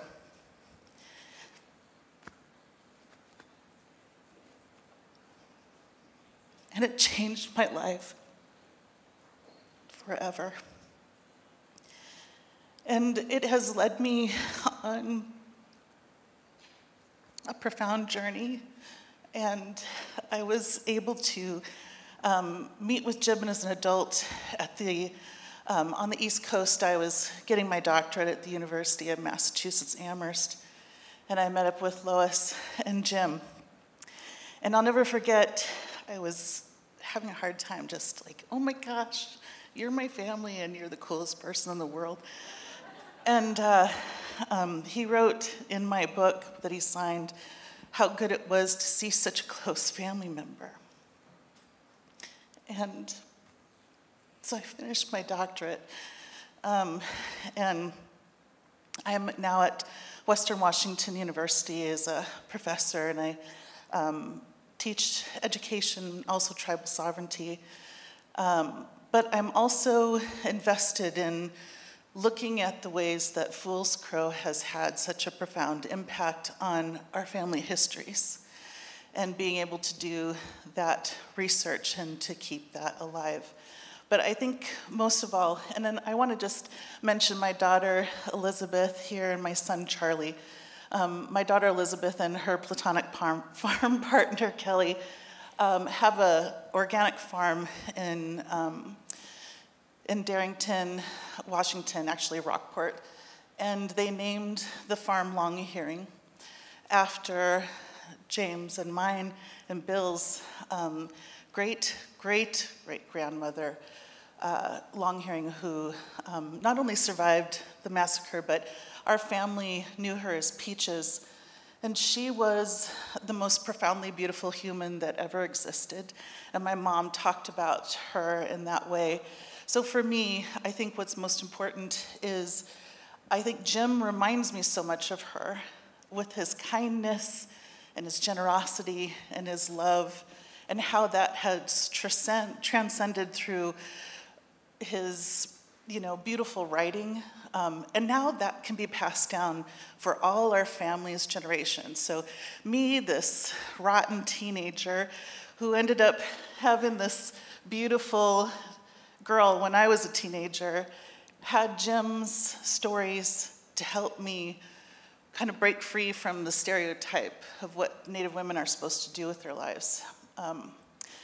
And I just want to, thank you, Lois. Lois opened her home to me last summer, and that was just part of this incredible journey. So I couldn't wait last year when she said this was happening. So I want to thank you, Sterling, and I want to thank all the folks that organized, and all you beautiful writers out there that we've been fangirling back here and drooling and trying not to just be, writer nerds and drooling on you all. So, but we are truly grateful for you. And Lois, thank you. Thank you for sharing Jim with all of us for all these years. I love you.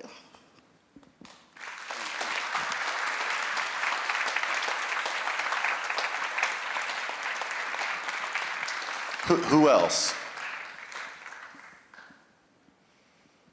Yes.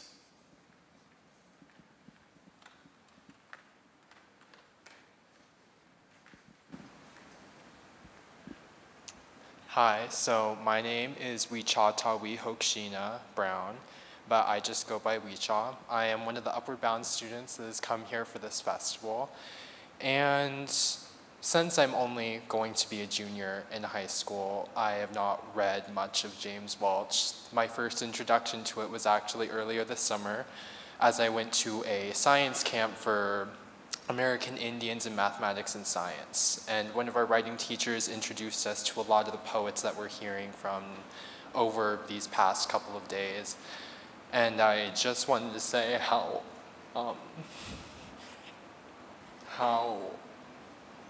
nice it is to hear from all the people that have been on these panels. Sorry. And how they talk about their beginnings and where they came from and how they were able to get to where they are today speaking on these panels. And it's inspiring to see other Native American people doing something and being recognized for more than just something on a small town on a reservation.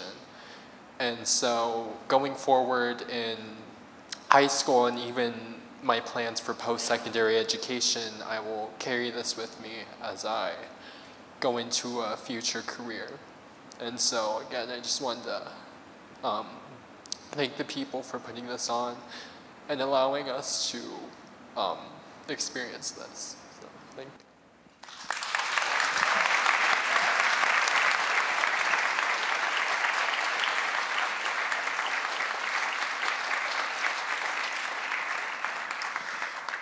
So you guys don't know how lucky you are to still be able to read James Welch for the first time. And I'm envious of you for that.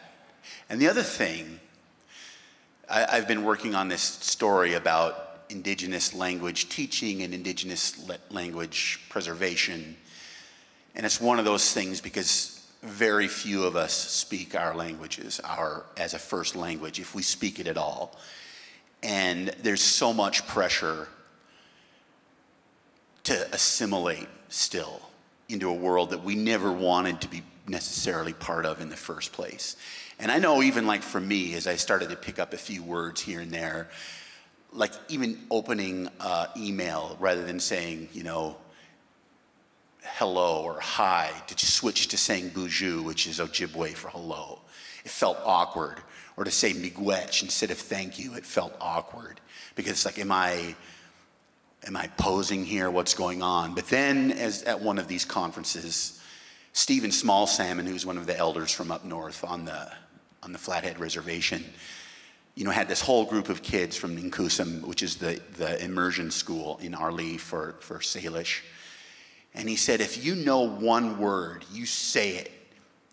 You say it whenever you can, and you be proud to say it.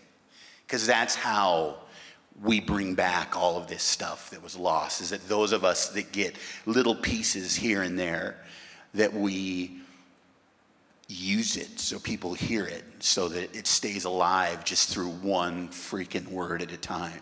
And I don't know why hearing you speak made me think of that. I think it was because hearing that from Stephen, I felt the same way that I imagined you must felt, hearing these other people that are telling you things that you've wondered about.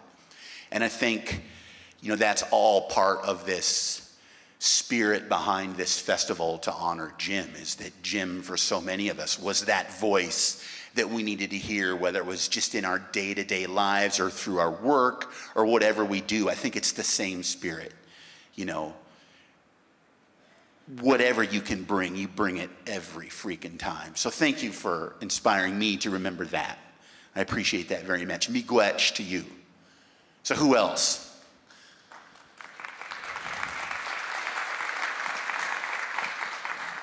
Anybody else want to say something? Oh, sure.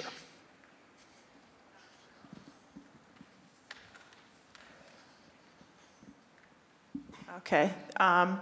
So I am an MFA recent grad, and as I'm here today, kind of in the floodlights, I just wanted to say that it's so obvious to me that I owe, and anybody who has gone to MFA creative writing owes, a tremendous debt to Jim and Lois Welch and the other people of that era for making this community what it has been.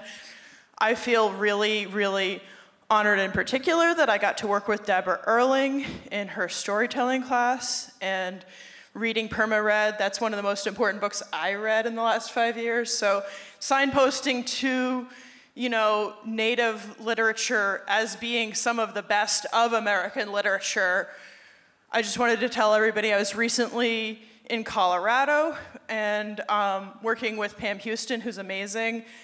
And at one point she had this dialogue, craft notes, and I didn't know what was coming. You know, this is, you know, you might. She just said, this is almost the beginning of Winter in the Blood. Just read it silently as we read it aloud and think about how he's showing you something about telling a story by inference. You know, this was her example of dialogue that she was highlighting to everybody. And now I'm excited that I get to go read Winter in the Blood. So I'm going to cede the floor. Thank you all so much for putting this together. Thank you. Thank you.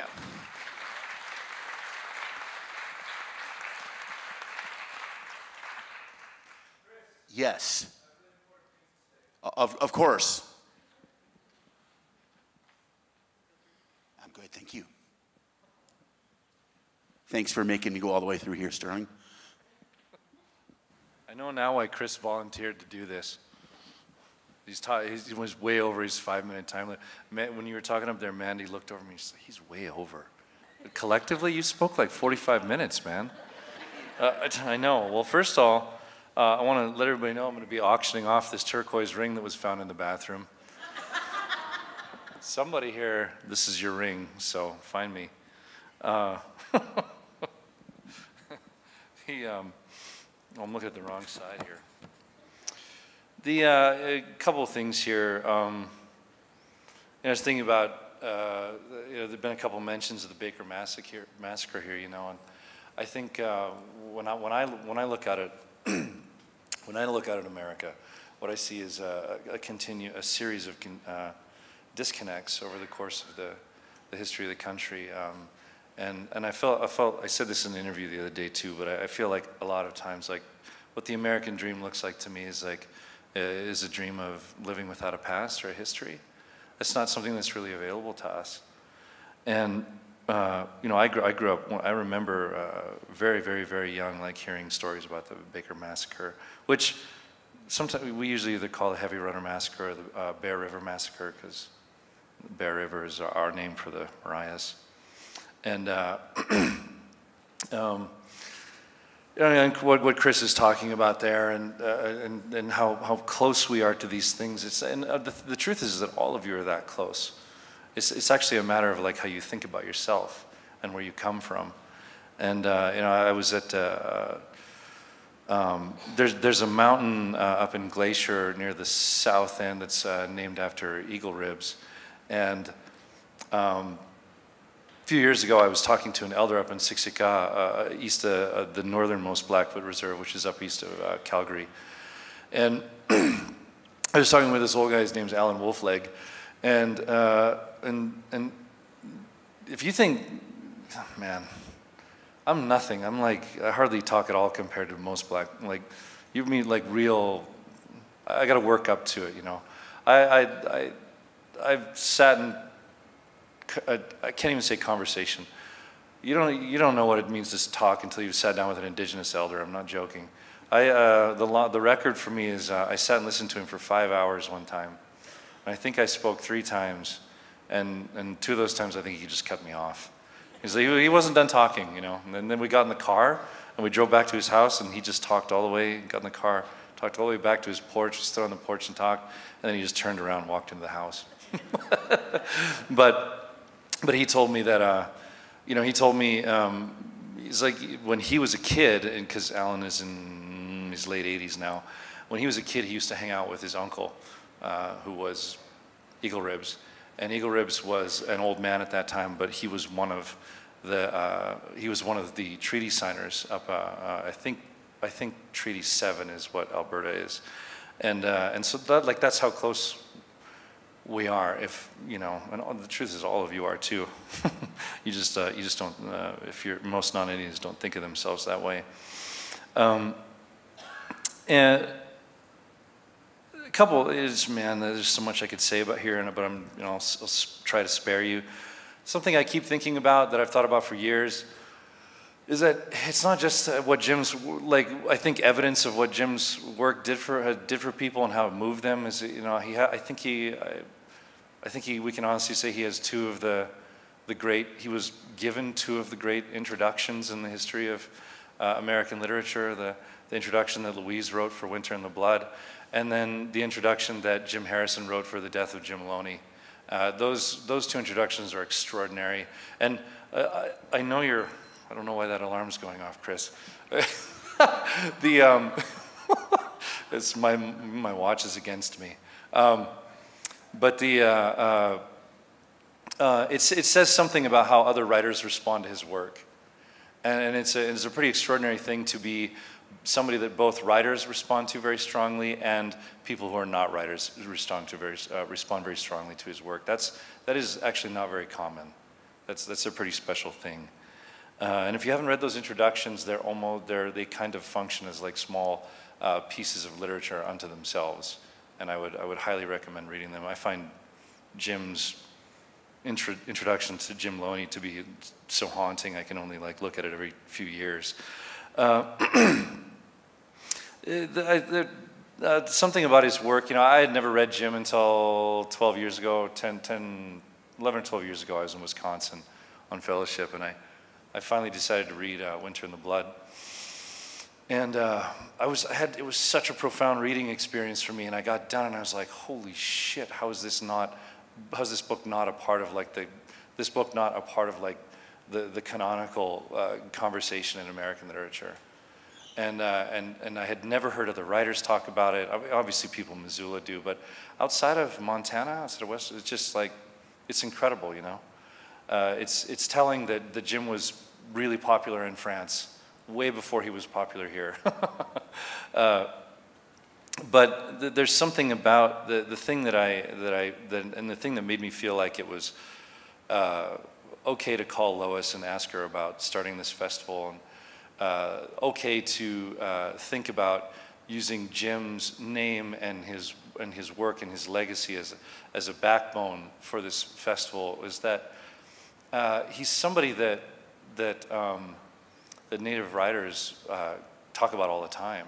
This is a conversation that's been going on among Native writers for decades, but most non-Indians have no idea this conversation has been happening, and so there's two parallel conversations about books written by Native writers, and one is the conversation that takes place between Native writers, and then there's the other conversation.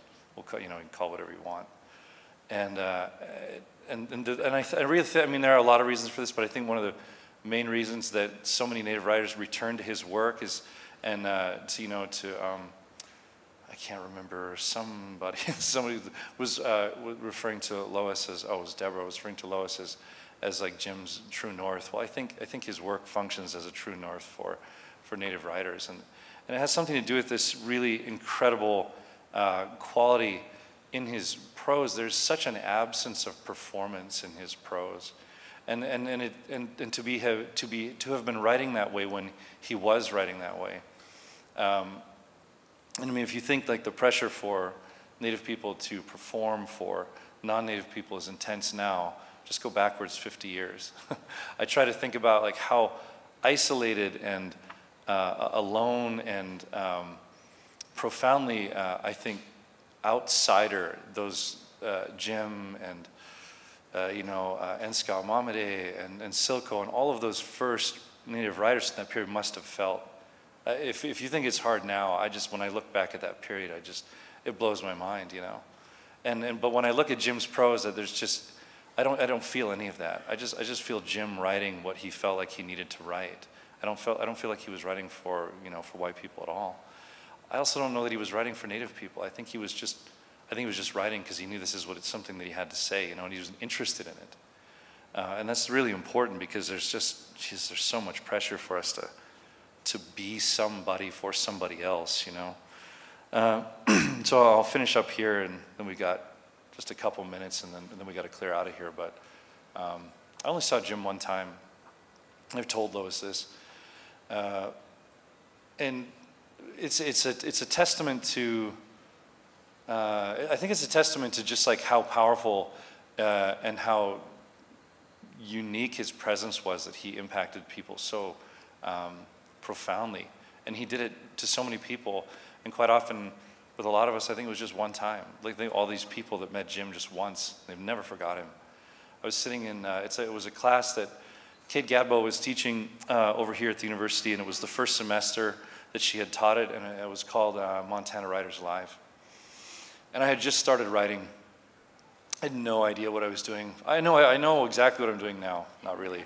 But then I really, the path of the writer is just sort of like, you don't really know more, you just get more and more comfortable with your ignorance, and which is the most troubling part when you hear older writers say that when you're like 20, you're like, what the fuck are you talking about? And I'm sitting in class, and I knew James Welch was coming in, but I had absolutely no idea who he was. I was 20 years old.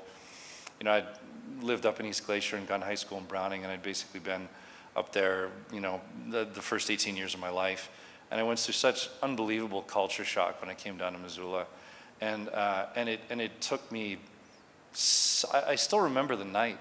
I think I was 25, and I had been here basically for 7 years. And all my friends that I had started school with had already graduated. And then I had moved on to another set of friends, and they were all getting ready to graduate too, and I still wasn't going to graduate. And I don't know what that was about. Actually, I do. Freddie Hunter, when she was over at American Indian Student Services, and I went back to school about 8 years ago because none of what we call Native history, which is actually just American history, like let's be honest here, but Native history isn't really integrated into American history, which is, it's fucking ridiculous. And so you have to go back to school to learn this stuff. And so I came back here because I wanted to learn policy. I wanted to learn about sovereignty. I wanted to know how to talk about sovereignty without just sort of repeating the word over and over again, And I was talking to Freddie Hunter, and she said, and I was joking about how it took me 9 years to get my undergraduate degree here. I dropped out, I don't remember, 2, 3, 4 times. And I just kept coming home. I was like, I don't know why I'm in school. I don't know what I'm doing. But it was the creative writing workshops that kept me coming back. And Freddie said, everybody talks about how Indian students have such a high dropout rate. She said, but if you actually expand the time frame to 10 years, Indian students have the same graduation rate as white students. It's just that normally when people are talking about graduation rates, they're talking about a 4-year time frame. So, and I can see Jim so clearly. It's like it had such a massive impact on me. I was sitting at the back of the room. He came in and he sat down, and I just remember looking at him and going, "This is important. I don't know why." And the reason it was so important to me, which I've reflected on it a lot since then, is because I instantly recognized him when he came in and sat down. There was something about his presence that was so familiar to me, and if I'm describe it now, it was this combination of gentleness that was palpable. But also like an internal or an interior unwavering that is actually relatively common in Indian country, but it's actually very uncommon outside of Indian country. And so it was that presence, and of course I didn't know that at the time. I didn't know what I was looking at. I remember I feel like I know this guy. And then of course, I found out he was Blackfeet, obviously, which made him better than everybody else. And he said, thank you, Chris. I paid him $20 to laugh at that. And he answered questions, and he was very gracious with everybody. And man, there were some ignorant questions in that class. There was one guy that got up and was like, "So what do you think about drinking and writing?" And Jim was like, "Well," he's like, "it's good to have a beer at the end of the day after you're done writing." It's like, but it doesn't do you any good to drink while you're writing, which is what the kid was asking, right? It was a classic, like mid-90s Missoula, question about writing. I mean, what he was like, that guy was like, what he was actually asking is, what do you think about being on mushrooms and writing? So, you know, but he was so gracious with all these students, and it was just, you know, I look back on it now, and it's clear to me that this was somebody who was so accustomed to dealing with ignorance at that point in his life that he knew how to, he moved through it with such grace. But there was one thing in particular that I remember, and that stuck with me, and it became unconsciously in a way, became the foundation of how I think about writing fiction and art generally. Somebody asked him, you know, like, what do you think about people writing about people that they're not? Like, and it was like, what do you think about, like, and what he was saying is like, what do you think about white people writing about Indians? Is what the question really was. And Jim said, well, he said, you know, my philosophy has always been that anybody can write about anything. He said, but if you're writing about something you don't know anything about, it's not going to be any good. He said, and then what you're trying to do is you're trying to write something good. And that has stuck. That has stuck with me, you know, this whole time. It's been over 20 years, and this is the thing that I think about still, though, even more than that. I was too scared to talk to him. I had no idea. I was so stunned that this wasn't just an Indian writer in front of me. I like this ring. I might keep it. That this wasn't just an Indian, but he was from the same tribe as me. I had no idea these things even existed. I had no idea there was such a thing as an Indian writer. I had no idea there was such a thing as a Blackfeet writer. It was incredible to me. And and now I get the privilege of one of the great, you know, American writers is like came from the same place I did, and that he started something, not just in terms of native literature, but I don't know how he thought about it, you know, and it's something that Lois and I have kind of talked about off and on, but each tribe is so distinct. You know, this is one of those problems that we face, is that every tribe is distinct, you know. And I mean really, like every single tribe has its own history, its own language, its own stories. And it's something that Dave Troyer said ages ago, which is that we're the original diversity. It's very ironic that like that still in the midst of the diversity conversation, you guys still don't know what to do with us, but we're the original diversity. You know, and it was just he was establishing like what for something not just for Native people but also for Blackfeet people, and that's why it's so important to have writers that come from all these different tribes, because every writer is helping build something for people from their own tribe. I've never heard a conversation about this, but that's what's happening here, and that's why it's important to have kids from all these different tribes that feel like it's okay to do this, and like this is something that they can do with their lives, you know. And you know, and so that's why it's one of the it felt like the right thing to do. I mean, I'll say a little more about it tonight, but to have Jim be the backbone of this festival, and to proceed from here from his work, you know, this legacy, what I call like a kind of, I think, spiritual generosity. I think that clearly profoundly impacted everybody he knew, and that's it. We'll stop here. I want to thank everybody for coming today. Everybody that talked on the mic. We're going to be back here in 3 hours for what, for me, even though I was excited about all of this. I was amazed that Louise wanted to come do this. Incidentally, Louise never does stuff like this, which people who are involved in the world of literature know, right? But when I contacted Tommy, and Tommy contacted her, and he told her about the festival, and she said, yeah, anything for Jim. And so that was the beginning of this thing right here. But this conversation tonight is something that I've never seen ever, anywhere. I'm assuming none of you have either. We're going to have a roundtable discussion between Tommy and Kelly Jo Ford and Brandon Hobson. And this is to me, it's the culmination of everything we've been working toward, is allowing Native writers, making a space for Native writers to be in conversation with each other. So anyway, see you all this evening.